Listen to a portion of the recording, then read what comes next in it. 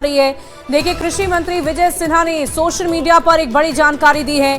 किशनगंज को नई उड़ान मिलेगी, हवाई अड्डा के विस्तार को रफ्तार मिलेगी, रनवे के विस्तार का रास्ता साफ कर दिया गया है। जमीन अधिग्रहण को मंजूरी दे दी गई है। 24.70 एकड़ जमीन अधिग्रहण होगा। 5.45 करोड़ से ज्यादा राशि मंजूर होगी। कृषि मंत्री विजय सिन्हा ने इस बाबत एक पोस्ट किया है। सोशल मीडिया एक्स पर पोस्ट कर जानकारी दी है। तस्वीरें भी आपको दिखा रहे हैं। रनवे के विस्तार का रास्ता साफ हो गया है। तो ये बड़ी खबर आपको बता दें, इस वक्त की बड़ी जानकारी सामने आ रही है सीमांचल को बड़ी सौगात देने की। और विजय सिन्हा का ये पोस्ट इस वक्त आपकी टीवी स्क्रीन पर है। हवाई अड्डा के विस्तार को रफ्तार देने की बात कृषि मंत्री की तरफ से की गई है।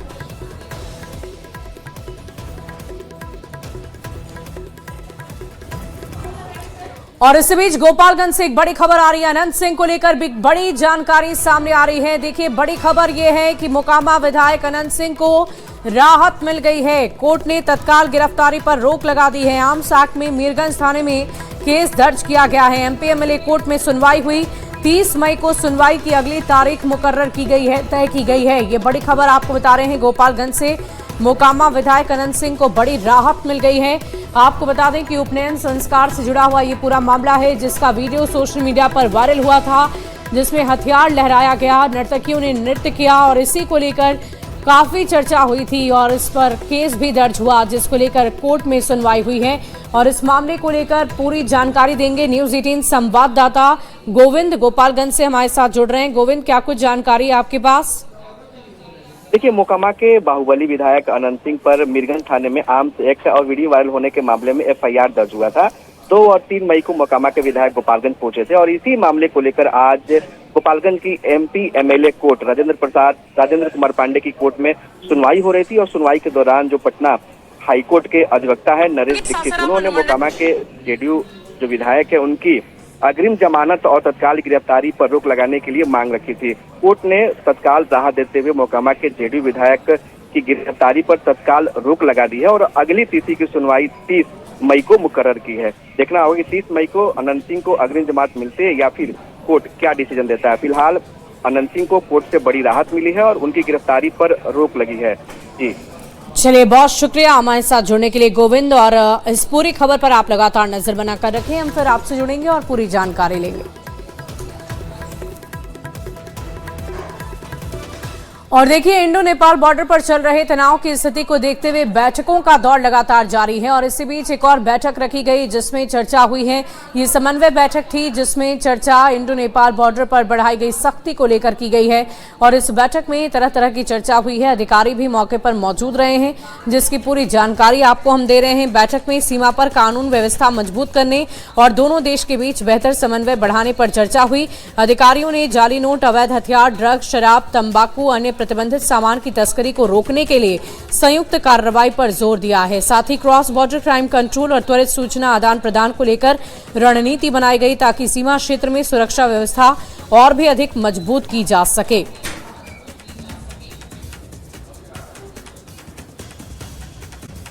बड़ी खबर आपको वैशाली से बताएंगे, जहां एक दिव्यांग ने डायल 112 की पुलिस टीम पर आरोप लगाया है मारपीट का। दिव्यांग युवक की पिटाई का आरोप है।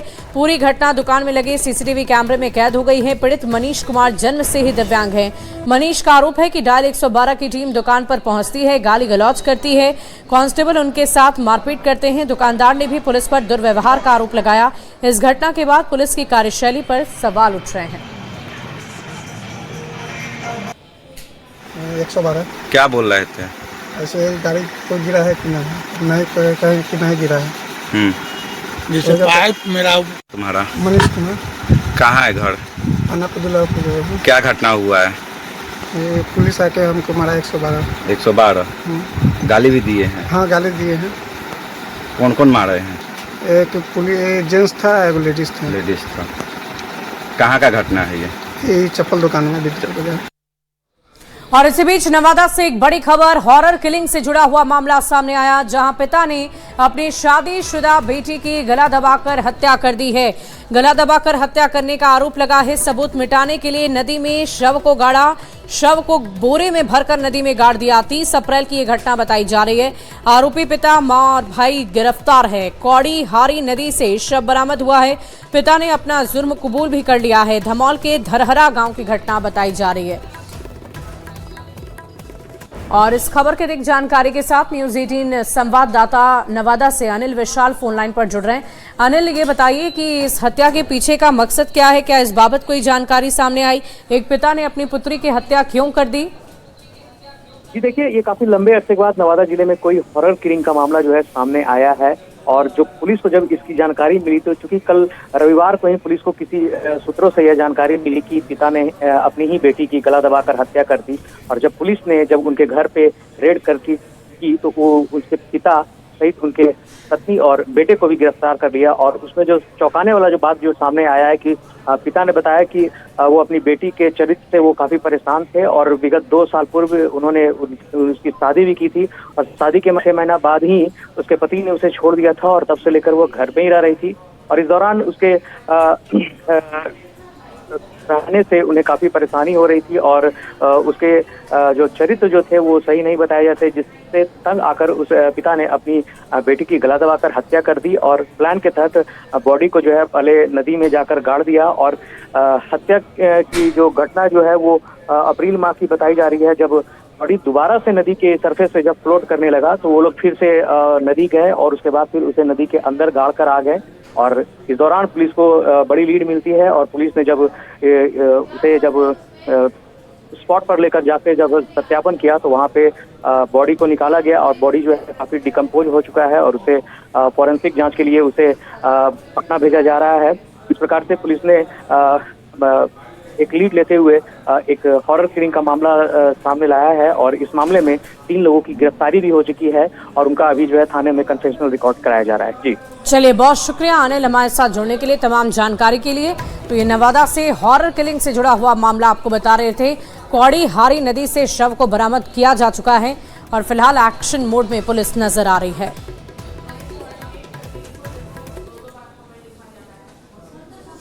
बढ़ते आगे, आपको अगली खबर जमुई से बताएंगे, जहां टीटीई का एक वीडियो सोशल मीडिया पर बहुत तेजी से वायरल हो रहा है। दरअसल टीटीई ने यात्री के साथ मारपीट की है और ये झाझा स्टेशन का वीडियो है जिसे हम आपको दिखा रहे हैं। वीडियो में एक टीटीई यात्री को थप्पड़ मारते और डंडे से पीटते नजर आ रहा है। टीटीई की पहचान अमन खान के रूप में हुई है। जानकारी के अनुसार यात्री बिना टिकट के यात्रा करते पकड़ा गया। जुर्माना काटने के दौरान ये घटना हुई। बताया जा रहा है कि वीडियो वायरल होने के बाद रेल प्रशासन ने टीटीई अमन खान को सस्पेंड कर दिया। हालांकि न्यूज 18 इस वायरल वीडियो की पुष्टि नहीं करता है। 1240 रुपए भरो, 1240 रुपए जसीडी से क्यों नहीं चले? आओ, हम डेली आते हैं, परसों जो आए टिकट लेकर आए। चलो ये है कि देखिए हम जाएंगे ऊपर से आगे उतर के हम दवा जाएगा। क्यों हर टिकट चला देख नहीं? नहीं है सर, कसम से बोल रहे नहीं है सर। वैसे तो मोबाइल में है सर, मोबाइल तो हम में टिकट ले सर।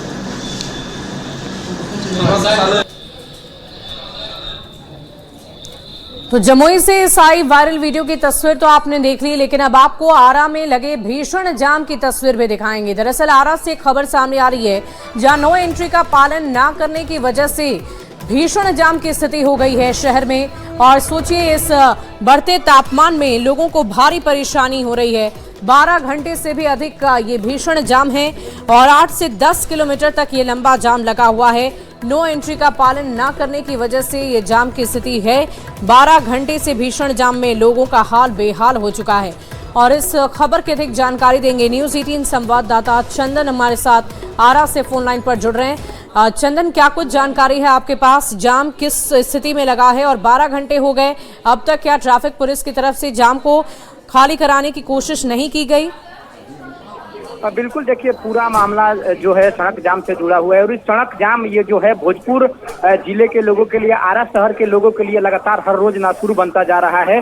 और जो लंबी गाड़ियां हैं जो कि नो एंट्री जोन में पहले खड़ी रहती थी, उन गाड़ियों को छोड़ दिया गया है, जिसके कारण ये स्थिति पैदा हुई है। तकरीबन हजारों की संख्या में जो बालू लदे ट्रक है वो इस रास्ते से जाते हैं, शहर से गुजरते हैं, जिसके कारण हर रोज जाम लग रहा है। और सबसे ज्यादा परेशानी इसमें जो मरीज है, जो बीमार है, उनको अस्पताल ले जाने में, और जो बच्चे हैं उनको विद्यालय जाने में हो रही है। खास करके आम से खास लोग इससे रूबरू हो रहे हैं, लेकिन इसको लेकर के कोई ठोस कारगर पहल नहीं की जा रही है, जिसके कारण जाम जो है नासुर बनता जा रहा है और लोगों को काफी परेशानी का सामना करना पड़ रहा है। तस्वीरें खुद बयां कर रही है कि किस तरह से सड़क जाम से लोग जूझ रहे हैं। और हर रोज तकरीबन 10 से 12 किलोमीटर लंबा अगर जाम की बात करें तो उधर उद्वंत नगर से लेकर के और तेतरिया 0 माइल से लेकर के तमाम जो इलाके हैं जहां से बड़ी गाड़ियां पटना की ओर प्रवेश करती है, छपरा की ओर जाती है, उस पर जाम के कारण लोगों का जो हाल है वो बेहाल हो गया है। और इस भीषण तपती गर्मी में लोगों को जाम के कारण काफी परेशानी का सामना करना पड़ रहा है। जी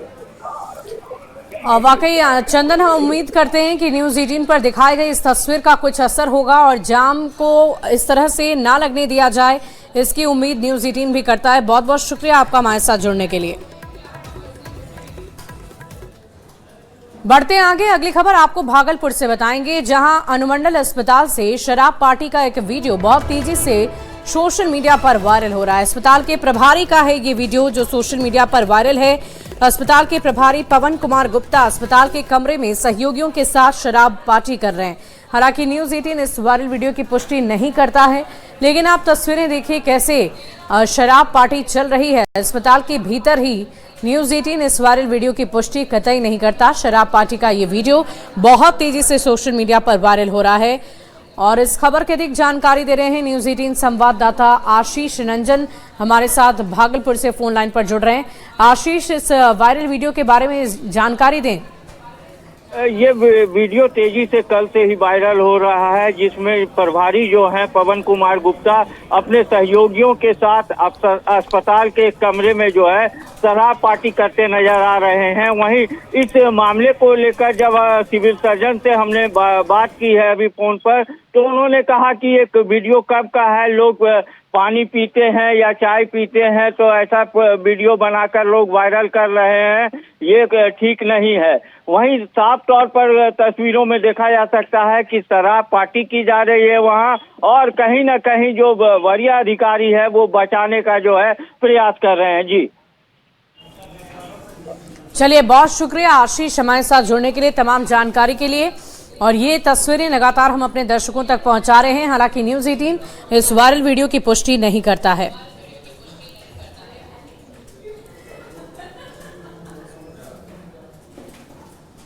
और इसी बीच दानापुर से एक बड़ी खबर आपको बता दें, जहां होटल बंद रखा गया है। छेड़खानी से जुड़ा हुआ मामला है। आपको बता दें कि छात्रा के साथ छेड़खानी की गई और इसी से जुड़ा हुआ ये पूरा मामला बताया जा रहा है। होटल में छेड़खानी का मामला, जांच को लेकर फिलहाल होटल बंद रखे गए हैं।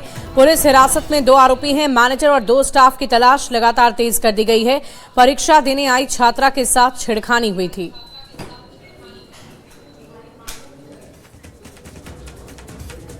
तो देखिए, पुलिस हिरासत में 2 आरोपी लिए गए हैं। दानापुर से बड़ी खबर आपको बता रहे हैं, मैनेजर और 2 स्टाफ की तलाश तेज कर दी गई है। हालांकि छात्रा ने छेड़खानी का विरोध किया था, पिता के सामने ही इस तरह की घटना को अंजाम दिया गया और फिलहाल पुलिस इस मामले में लगातार एक्शन ले रही है।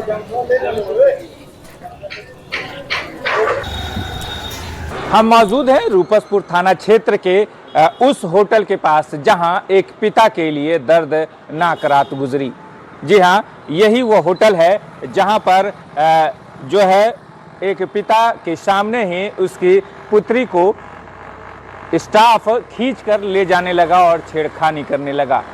यही हिडन विला है जिसमें पिता को जो बेगूसराय से आए थे, यहाँ पॉलिटेक्निक का एग्ज़ाम दिलाने के लिए अपनी पुत्री का आए थे और उनके साथ जो है छेड़खानी की घटना घट गई। अभी फ़िलहाल ये होटल बंद पड़ा है और ये होटल पर आरोप लगा है कि इसी होटल के कमरे में इस तरह के बच्ची के साथ छेड़खानी की घटना घटित हुई है। फिलहाल तस्वीरों में भी देखा जा सकता है कि ये जो 24/7 जो है 24/7 खुला होने वाला जो ये होटल है वो अभी बंद पड़ा है। जब तक जांच पूरी नहीं होती है संभवतः ये होटल बंद रहने की उम्मीद जताई जा रही है। हालांकि पुलिस इस मामले में कह रही है कि होटल पर कार्रवाई अभी फिलहाल नहीं होगा, लेकिन जिस तरह से होटल के स्टाफ जिसकी पुलिस तलाश भी कर रही है, मैनेजर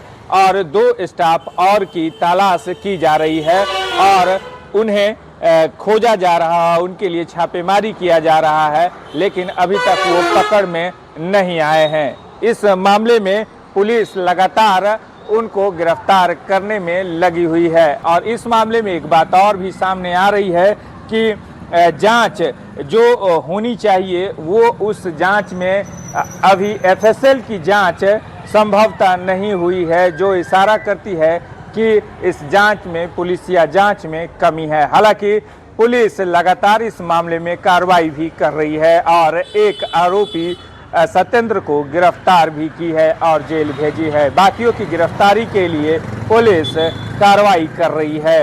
देखने वाली बात होगी कि कब तक वो आरोपी इस मामले में गिरफ्तार होते हैं। दानापुर से न्यूज़ 18 के लिए अमरजीत शर्मा। तो देखिए, झटके पे झटका और एक और झटका आम लोगों के लिए, वो इसलिए क्योंकि पेट्रोल और डीजल की कीमतों में एक बार फिर से इजाफा हो गया है। देखिए, बिहार से खबर आपको बता दें, जहां पेट्रोल की कीमतों में 2.88 पैसे की वृद्धि हुई है, वहीं डीजल की कीमतों में भी 83 पैसे की वृद्धि कर दी गई है। आपको बता दें कि पटना में पेट्रोल की कीमत लगभग 113 रुपए 43 पैसे प्रति लीटर हो चुकी है, जबकि डीजल की कीमत 99 रुपए 44 पैसे प्रति लीटर हो गई है। पेट्रोल के दाम बढ़ने से अब आम जनता बेहद परेशान है।